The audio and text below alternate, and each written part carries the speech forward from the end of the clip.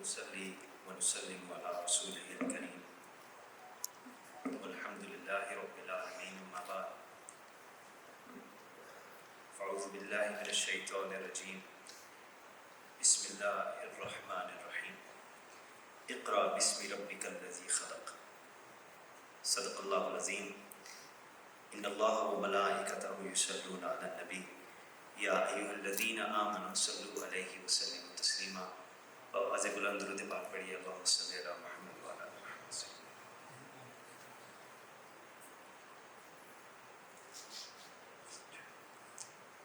قرآن میں ہو غوطہ-زن اے مرد مسلمان، اللہ کرے تجھ کو عطا جدت کردار. My most highly respected انتہائی محترم حضرت پروفیسر ڈاکٹر اصغر زیدی صاحب، میرے انتہائی محترم اساتذہ، فیکلٹی ممبرز، میرے بھائیوں، میری بہنوں، السلام علیکم ورحمۃ اللہ وبرکاتہ. اللہ تبارک و تعالیٰ نے جو کتابیں ہمارے پاس بھیجی ان میں سے 4 کا میں نام لوں گا. ان مشہور کتابوں میں زبور حضرت داؤد علیہ السلام پر نازل ہوئی، تورات حضرت موسیٰ علیہ السلام پر نازل ہوئی، انجیل حضرت عیسیٰ علیہ السلام پر نازل ہوئی، اور قرآن حکیم حضرت محمد مصطفیٰ صلی اللہ علیہ وآلہ وسلم پر رب نے نازل فرمائی. نزول قرآن کے بارے میں اللہ تعالیٰ ارشاد فرماتے ہیں اِنَّا أَنزَلْنَا عَلَيْكَ الْكِتَابَ لِلنَّاسِ بِالْحَقِّ فَمَنِ اهْتَدَىٰ فَلِنَفْسِهِ وَمَنْ ضَلَّ فَإِنَّمَا يَضِلُّ عَلَيْهَا. بے شک رب فرماتا ہے ہم نے تم پر یہ کتاب لوگوں کی ہدایت کے لیے حق کے ساتھ اتاری، تو جس نے راہ پائی اپنے بھلے کو، اور جو بہکا وہ اپنے برے کو بہکا. Allah subhanahu wa ta'ala says in the Quran that we have sent the scripture down to you, O Prophet sallallahu alaihi wasallam, with the truth for the people. Whoever follows the guidance does so for his own benefit, and whoever strays from it does so at his own peril. یہ اللہ تبارک و تعالیٰ کا حضرات محترم احسان عظیم ہے. It's a massive favor from Allah subhanahu wa ta'ala کہ اس نے مسلمانوں کو قرآن کریم کی ایک نعمت عظمیٰ عطا فرمائی، اور جو لوگ اس کی قدر کریں اور اس پر عمل پیرا ہوں، اللہ تبارک و تعالیٰ نے ان کے لیے دنیا میں اور آخرت میں انعامات رکھے ہیں. It's full with rewards. فرمایا قرآن حکیم وہ کتاب روشن ہے جس کے اندر معانی و معارف کا سمندر پنہا ہے. اس کا ایک ایک حرف لازوال حکمتوں کا حامل ہے. یہ اللہ کا کلام ہے. جس طرح اللہ کی ذات اقدس ہر نقص و عیب سے پاک ہے. The being of Allah subhanahu wa ta'ala is pure from any defect. اسی طرح اللہ سبحانہ و تعالیٰ کا جو کلام ہے وہ بھی ہر نقص و عیب سے پاک ہے. It's pure from any defect. اور جس طرح اللہ جل جلالہ تمام عالمین کا رب اور تمام مخلوق کا روزی دینے والا ہے، اسی طرح اس کا کلام بھی تمام عالم انسانیت کے لیے سرچشمہ ہدایت ہے. یہ کتاب ایک مکمل ضابطۂ حیات ہے. This is a book, it's a complete code of life. اور اس پر عمل پیرا ہوئے بغیر کوئی مسلمان نہیں رہ سکتا. یہ اقوام عالم کو زندگی گزارنے کا وہ راستہ بتاتی ہے جو بالکل اللہ کے فضل سے سیدھا ہے. ان ھذا القرآن یہدی للتی ہی اقوم. بے شک قرآن اس منزل کی رہنمائی کرتا ہے جو سب سے درست ہے. مفہوم علم وہ تو سمجھ ہی نہ سکا جن کے تخیلات میں غار ہرا نہیں. حضرات قرآن حکیم ایک ایسی کتاب ہے، it's a noble book of اللہ سبحانہ و تعالیٰ، جس کا دیکھنا بھی عبادت ہے. Seeing it is the worship of اللہ سبحانہ و تعالیٰ. جس کا پڑھنا بھی عبادت ہے. Reading reciting it is a worship of Allah subhanahu wa ta'ala. جس کا سننا بھی اللہ کی عبادت ہے. Listening to it is the worship of Allah subhanahu wa ta'ala. اور جس کو چھونا بھی اللہ کی عبادت ہے. holding it is a worship of Allah subhanahu wa ta'ala. لا يمسه الا مطہر، اس کو پاک اور طہارت والے لوگوں کے سوا کوئی نہیں چھوئے گا۔ حضرات محترم، اللہ رب العزت نے قرآن کو اس کی ہمیں تلاوت کرنے کا حکم فرمایا۔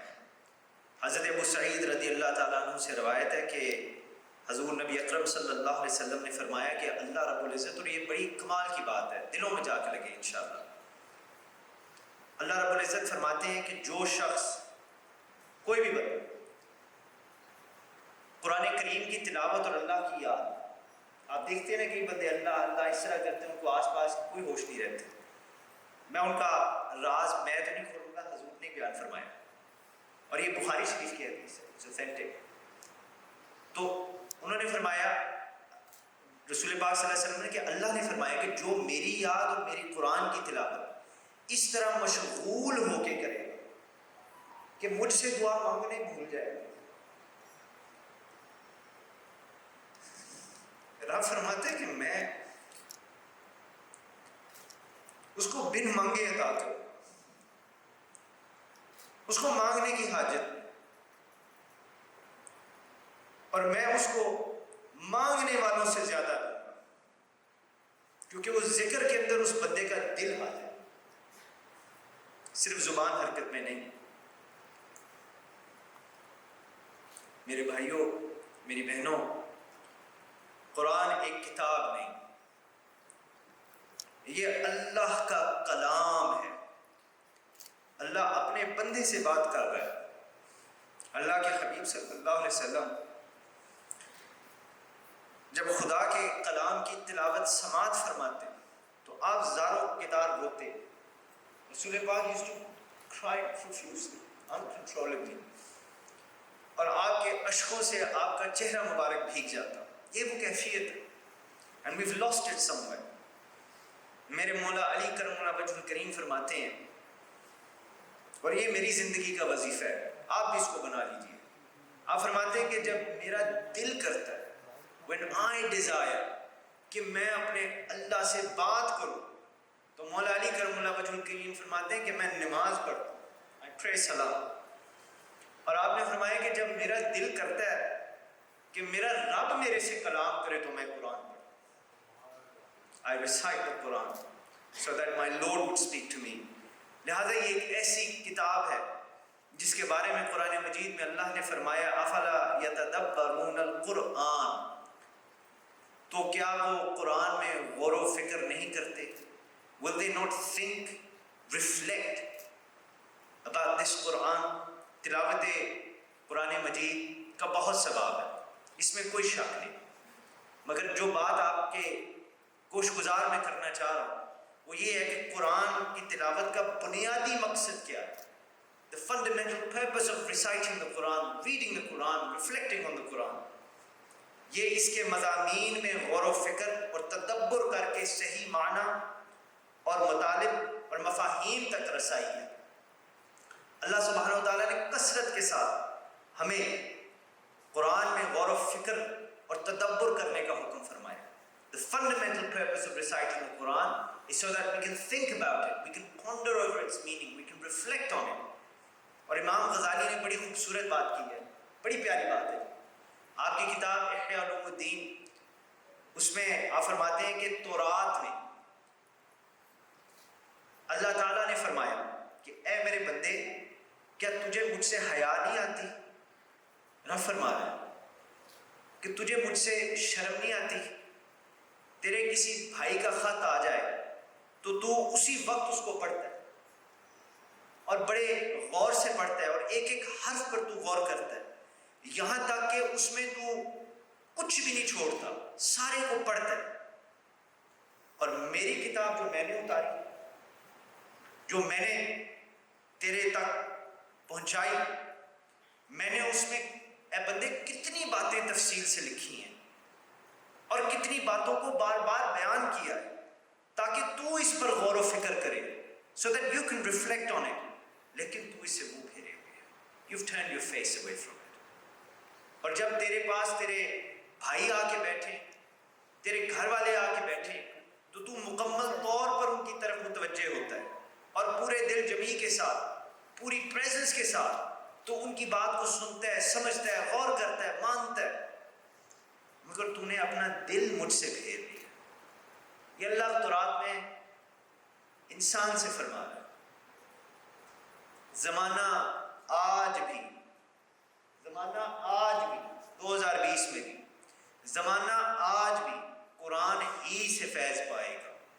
مٹے گی ظلمت شب اور سورج انشاءاللہ جگمگائے گا۔ لہٰذا مسلمانوں اٹھو، قرآن کی دعوت کو پھیلاؤ، جہاں میں بے ایمان کو عافیت کے راز سمجھاؤ۔ رب نے قرآن میں فرمایا اقرا بسم ربک الذی خلق۔ پوری کائنات میں، and this is a fact، پوری کائنات میں جتنی تلاوت قرآن حکیم کی ہوتی ہے، کائنات عالم میں کوئی ایسی کتاب نہیں جس کی اتنی تلاوت ہو، جس کو اتنا پڑھا جائے۔ اور اس قرآن کریم کی آیت کریمہ میں اللہ تبارک و تعالیٰ کیا فرما رہے ہیں؟ اللہ فرما رہے ہیں پڑھیے۔ ہم نے پوچھا باری تعالیٰ کیا؟ رب نے فرمایا اس رب کا نام جس نے تجھے پیدا فرمایا۔ Read, recite in the name of your Lord۔ اب اس آیت مبارکہ کی تفسیر میں اگر جائیں تو پتہ چلتا ہے کہ اللہ تعالیٰ فرماتا ہے کہ پڑھیے، یعنی جانیے، یعنی ذکر کریں اس کا جس نے ہمیں، مجھے، آپ کو پیدا کیا۔ تو ثابت ہو گیا کہ قرآن کا پہلا سبق، the first lesson of قرآن مجید، قرآن کی پہلی ریولیشن، پہلی وحی، اس میں اللہ تبارک و تعالیٰ نے یہ فرمایا کہ پڑھو اس کے بارے میں جس نے کائنات کو پیدا فرمایا۔ انگلش میں اس کو ریڈ کہا جاتا ہے، اقرا کو لنگوسٹکلی، اور اس کو ریسائٹ بھی کہا جاتا ہے۔ ریڈ کریں یا ریسائٹ کریں، دونوں میں مقصد ایک ہی ہے، یہ معرفت خدا بندی ہے۔ دس از اے نالج آف اللہ سبحانہ و تعالیٰ، اور جسے اس نے حاصل کیا اور جس کو یہ اللہ کی عطا سے حاصل ہو گیا، اس کو ہم عارف کہتے ہیں، اس کو ہم کہتے ہیں ہی از اے نور آف اللہ سبحانہ و تعالیٰ۔ باقی برانڈز اور بیجز، میرے پاس اتنا ٹائم نہیں، مجھے اجازت جتنے ٹائم دی ہوئی اتنے میں بات کروں گا انشاءاللہ۔ اگر زندگی نے موقع دیا تو انشاءاللہ میں آپ کو بتاؤں گا۔ یہ سب سائڈ شوز ہیں، اصل جو اللہ کا نالج رکھنے والا ہے، عارف ہے، وہ ہے جو رب کو جانتا ہے۔ اور یہاں بڑی خوبصورت بات ہے، حضرت باجدید بستامی رحمۃ اللہ تعالیٰ علیہ، اللہ کے کامل اولیاء میں آپ کا شمار ہے، اور حضرت امام احمد بن حنبل رحمۃ اللہ تعالیٰ علیہ، آپ کے پاس کچھ بندے آئے حضرت احمد بن حنبل کے پاس، اور انہوں نے آگے کہا کہ حضرت یہ آپ، یہ باجدید بستامی، یہ پھٹے ہوئے کپڑے، بکھرے بال، مٹی سے چہرہ بھرا ہوا ہے، پاؤں میں یہ بندہ جوتی نہیں پہنتا، فقیرانہ ماحول ہے، آپ، اور یہ مثلا بغداد کی گلیوں میں چلتا رہتا ہے، مثلا اس کا کوئی نہ دنیا کا پتہ ہے نہ بندہ اس کو جانتا ہے، حضرت آپ اس کے پیچھے کیوں جاتے ہیں؟ آپ اس کے پیچھے کیوں چلتے ہیں؟ آپ محدث ہیں، you are an expert of حدیث، آپ عالم دین ہیں، اور کوئی چھوٹے موٹے نہیں، پائے کہ you are a great scholar of Islam, آپ حافظ قرآن ہیں، یو ہیو میمورائزڈ دا قرآن، آپ امام الفقہ ہیں، آپ مثلا اسکالر ہیں آف جورسپروڈنس، آپ اس درویش کے پیچھے کیوں جاتے ہیں؟ تو حضرت امام احمد بن حنبل نے فرمایا، بڑی مزے کی بات ہے، آپ نے کہا کہ لوگوں تم صحیح کہہ رہے ہیں، یو رائٹ، میں عالم بھی ہوں، میرے پاس یہ سارے علوم ہیں، یہ میری اللہ کی عطا ہے مجھے، اور انہی علوم کے صدقے، یہ جو سائنسز ہیں، انہی کے صدقے، انہی کی وجہ سے آئی بلیو ان اللہ، میرا رب میں ایمان ہے، ان علوم کے صدقے میں اپنے اللہ کو مانتا ہوں۔ مگر یہ باجدید بستامی جو ہے رحمۃ اللہ تعالیٰ علیہ، وہ درویش جس کی تم بات کر رہے ہو، اس کا صرف اللہ پر ایمان نہیں، he doesn't simply just believe in Allah، یہ صرف رب کو مانتا نہیں، بلکہ یہ وہ درویش ہے جو اللہ کی معرفت رکھتا ہے، he knows اللہ، یہ رب کو جانتا بھی ہے اور رب کو پہچانتا بھی ہے، اس کے پاس اللہ کا نالج ہے۔ اب یہاں جو کہ ہم ایک ایکیڈیمک انسٹیٹیوٹ میں بیٹھے ہیں اور سوال کرنا ہمارا حق ہے، یہاں ایک بنیادی سوال پیدا ہوتا ہے، فنڈامنٹل کویسچن، اللہ کو جاننا اور مخلوقات کا علم رکھنا، یہ دو الگ الگ چیزیں ہیں۔ سوال یہ ہے کہ مسلمان، مومن یا ولی اللہ، تینوں ایک ہی چیزیں ہیں، ان کا طریقہ کار کیا تھا؟ What was their way? آئیے قرآن سے پوچھتے ہیں. سورہ بقرہ آیت نمبر 30, 31, 34. رب فرماتا ہے وَإِذْ قَالَ رَبُّكَ لِلْمَلَائِكَةِ إِنِّي جَاعِلٌ فِي الْأَرْضِ خَلِيفَةً. And when your Lord said to the angels, I am going to place in the earth a vice-regent, a khalifa. وَعَلَّمَ آدَمَ الْأَسْمَاءَ كُلَّهَا. And he taught Adam alayhi salam all the names. وَإِذْ قُلْنَا لِلْمَلَائِكَةِ اسْجُدُوا لِآدَمَ فَسَجَدُوا. And when we said to the angels, prostrate yourself before Adam, all of them did prostrate. My brothers and my sisters, Allah subhanahu wa ta'ala created Adam alayhi salam. He made him superior to the angels by blessing him with the knowledge of the essence of the entire creation, by teaching him the names which were Allah subhanahu wa ta'ala's attributes and his sifat, his qualities. When Adam alayhi salam received these names, all these qualities were implanted within his being. And through them, he understood the whole universe. And then Allah sent him on earth as his vice-regent, as his khalifa. And then the descendants of Adam alayhi salam inherit this natural ability, the knowledge of Allah subhanahu wa ta'ala as a potential capacity, varying in nature from individual to individual, through which they too can come to the secrets of the universe, only if they follow the straight path of the righteous and become pleasing to Allah subhanahu wa ta'ala. So I put to you, as people's gift differ, so also do their ranges of accountability to Allah subhanahu wa ta'ala, and the particular forms their vice-regency must assume based on their station and state with regards to the proximity of Allah subhanahu wa ta'ala, as shown in Surah Qaf, in the different roles played by Hazrat Musa alayhi salam, the embodiment of moral righteousness, and Hazrat Khizr alayhi salam, who was a demonstrator of mystical insight. But the supreme vice-regency, universal and comprehensive, was manifested in Rasulullah sallallahu alayhi wa sallam. Allah subhanahu wa ta'ala ne Hazrat Muhtaram Hazrat Adam alayhi salam کی جب تخلیق فرمائی, حضرت آدم علیہ السلام کو رب نے فرشتوں سے اعلیٰ مقام عطا فرمایا, اور مقام ایسا عطا فرمایا کہ اپنی تمام صفات جو رب کی ہیں ان کا علم اور اپنے تمام اسماء مبارک کا علم حضرت آدم علیہ السلام کو سکھا دیا, جس کے اندر کائنات عالم کے تمام جو حقیقتیں ہیں وہ شامل ہیں. اب جب آدم علیہ السلام کو اللہ تعالیٰ کی صفات کا یہ علم عطا کیا گیا, تمام کائنات عالم کو آدم علیہ السلام نے ان صفات کے ذریعے سمجھا, اور پھر اس کے بعد اللہ نے حضرت آدم کو اپنا خلیفہ بنا کر دنیا میں بھیجا. بنی آدم, میں اور آپ, and this is, یہ وہ لمحہ ہے جو ہماری انشاءاللہ زندگی بدلے گا. یہ ابھی اس وقت یہ نالج ہے, اس کو لیجئے. بنی آدم علیہ السلام کو حضرت آدم علیہ السلام کے صدقے یہ قدرتی صلاحیت ایز اے پوٹینشیل کیپیسٹی عطا کر دی گئی ہے. یہ میرے اندر بھی ہے, یہ آپ کے اندر بھی ہے, حضرت آدم علیہ السلام کے صدقے, کہ ہم معرفت خدا بندی کے ذریعے ہم تمام مخلوق کے رموز پا سکتے ہیں. Nobody else has this except us in the entire creation. یہ حضرت آدم علیہ السلام کے صدقے ہمیں ملی. اور پھر جہاں یہ قدرتی صلاحیت معرفت خدا بندی کی تمام بنی آدم میں پہلے سے ہی موجود ہے, یعنی پیدا ہوتے جب میں ہوا, آپ ہوئے, یہ صلاحیت آدم علیہ السلام کی وجہ سے ہم میں, آپ میں, سب میں پائی جاتی ہے. مگر وہاں اس منزل کو پانا ہر ایک کے مقدر میں نہیں. It's not in everybody's destiny. اس کو صرف اس نے پایا جس نے رسول اللہ صلی اللہ علیہ وسلم کی سنت پہ عمل کیا, جس نے انعام یافتہ لوگوں کی پیروی کی, جس نے صراط مستقیم کا راستہ نہ چھوڑا, اہدنا الصراط المستقیم صراط الذین انعمت علیہم, اور جس نے اپنے اللہ کو اس زندگی میں رہ کر راضی کیا.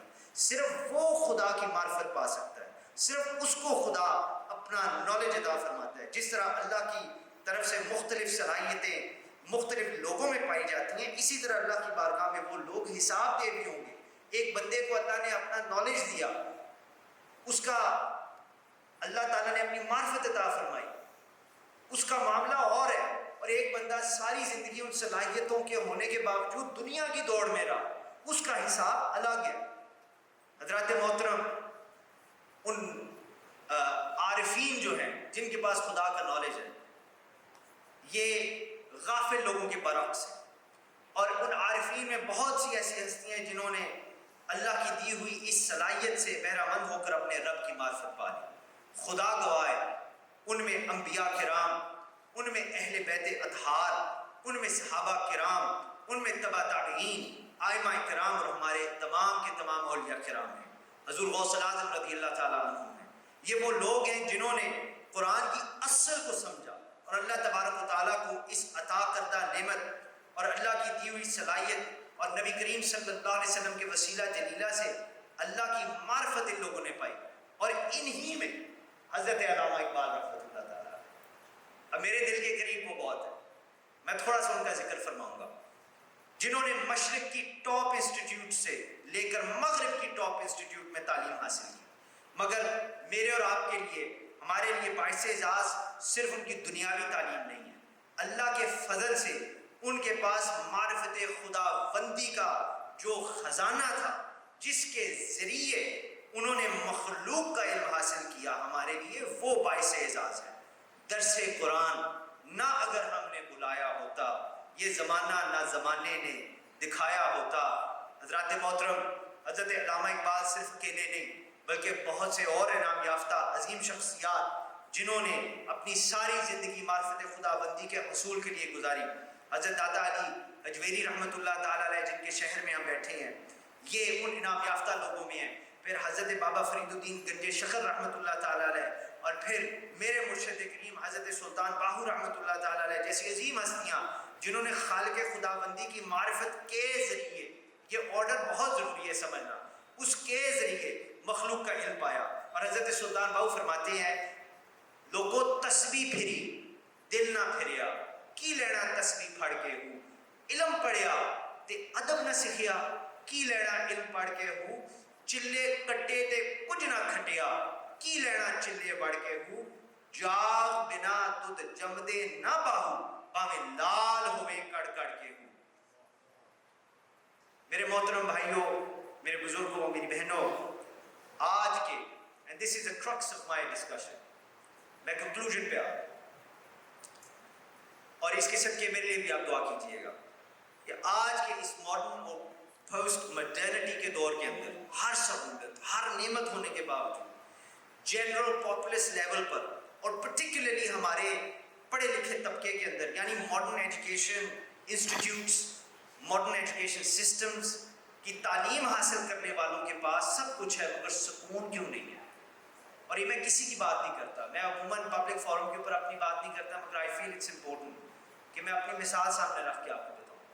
میں اللہ کے فضل سے I was born in England, میں انگلینڈ میں پیدا ہوا، اور میری ابتدائی تعلیم آپ کے ادھر ہی ہمسائے ایکسن کالج سے ہوئی، پھر میں ویلنگٹن کالج جا کے پڑھا which is one of the best boarding schools in England۔ پھر اس کے بعد جس طرح حضرت فرما رہے تھے پہلے ڈاکٹر صاحب کہ میں نے کنگز کالج یونیورسٹی سے فلاسفی ریلیجن اور ایتھکس کی تعلیم گریجویٹ کیا، اس کی میں نے حاصل کی۔ پھر اس کے بعد میں لا میں نے کیا، LLB میں نے کی from college of law in London, one of the best places to study law ہے، 3 سال کا 1 سال میں کیا اللہ کے فضل سے۔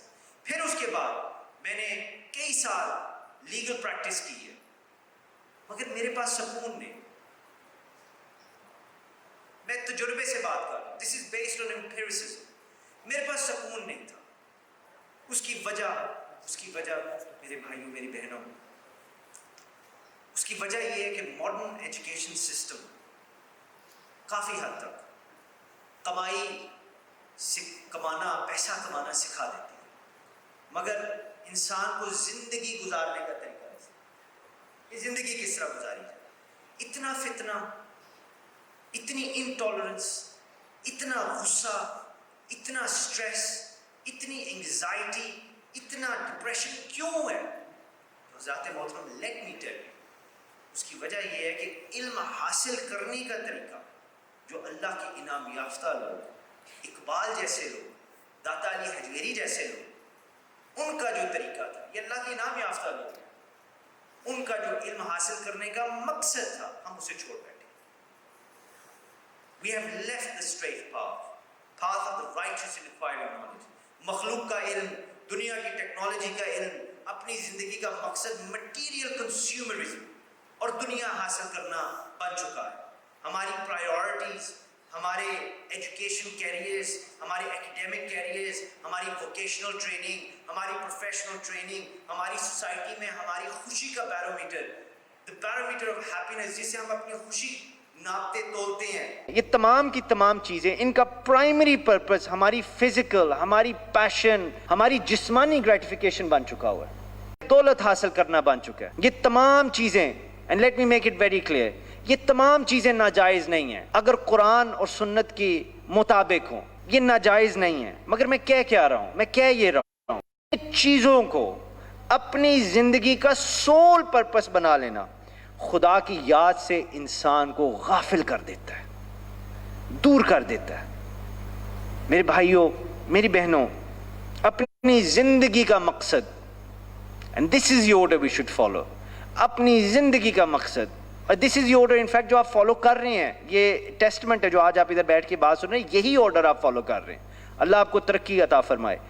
اپنی زندگی کا مقصد معرفت خداوندی بنا لیں، اور اللہ کے فضل سے کائنات کے تمام رموز آپ حاصل کر پائیں گے. اپنی زندگی کو معرفت خداوندی، ذکر الہی، ریممبرنگ اللہ سبحانہ و تعالیٰ، اور عشق رسول صلی اللہ علیہ وسلم without any fear, without any ہیزیٹنس.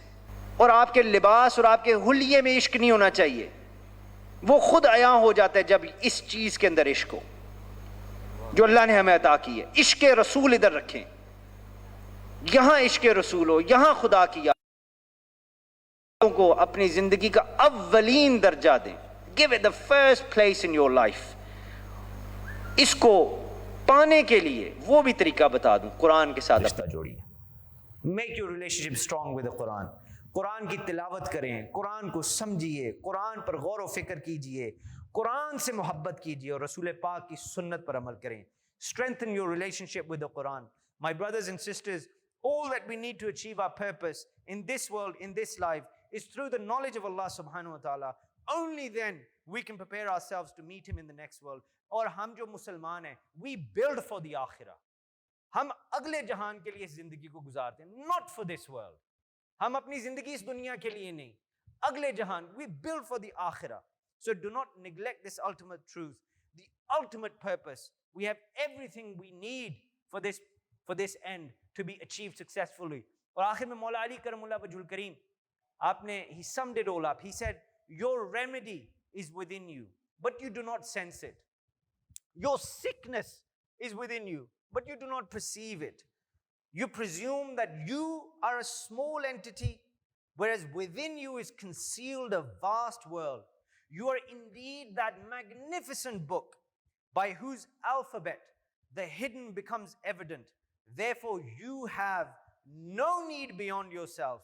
Your essence and your secrets are in you, if only you can reflect. علامہ اقبال نے کہا، کسے خبر کہ ہزاروں مقام رکھتا ہے وہ فقر. کسے خبر کہ ہزاروں مقام رکھتا ہے وہ فقر، جس میں ہے بے پردہ روح قرآنی. کیا گیا ہے غلامی میں مبتلا تجھ کو، کیا گیا ہے غلامی میں مبتلا تجھ کو، کہ تجھ سے ہو نہ سکی فقر کی نگہبانی. مثال مائے چمکتا تھا اس کا، مثال مائے چمکتا تھا جس کا، داغ سجود خرید لی ہے فرنگی نے وہ مسلمان. السلام علیکم.